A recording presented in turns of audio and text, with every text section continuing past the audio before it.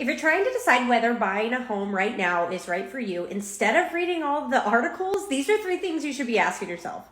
Number 1 is, can I afford this mortgage payment with insurance, with all the bills, with an added percentage to set aside in case anything happens to the property? If it's cheaper for you to rent and you're kind of on the borderline, maybe you should stay there. If you can afford to have your own place and have a loan and be able to handle things that are of typical maintenance, then maybe you're ready. Number 2, back to that maintenance thing. Are you going to take full responsibility if your roof starts leaking?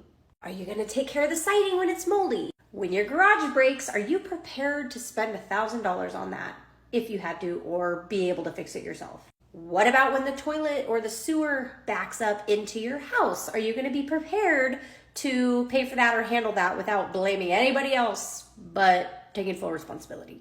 Because these are some things that will come up in home ownership that I think a lot of people forget about. And of course, a lot of my first-time homebuyers go new construction because a lot of it can be alleviated that way. Maintenance, I'm saying.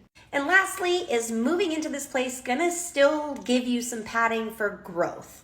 And what I mean by growth is like life changes. Like for instance, are you buying a 1-bedroom home when you're planning on having a baby in the next year? Or are you planning on staying in that location for a little bit longer than a year and a half or 2 years, or maybe 3, maybe even 5? Or do you have padding in there if you had to move to be able to rent the place out where it's going to actually cover the mortgage? Because they do say the only way you lose money in real estate is if you get in a position where you absolutely have to sell.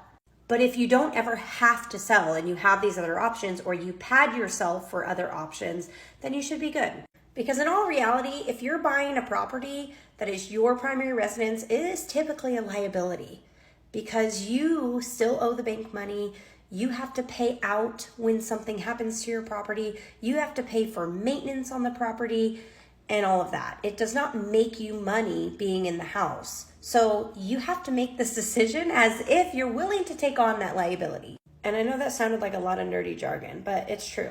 So regardless what the media says, what percentage investors are buying up market share, it really doesn't matter. Just stay in your lane, think about what you want for the next couple years or 3 years, and go for it if it works. And if it doesn't, just keep renting. There's no shame in that either.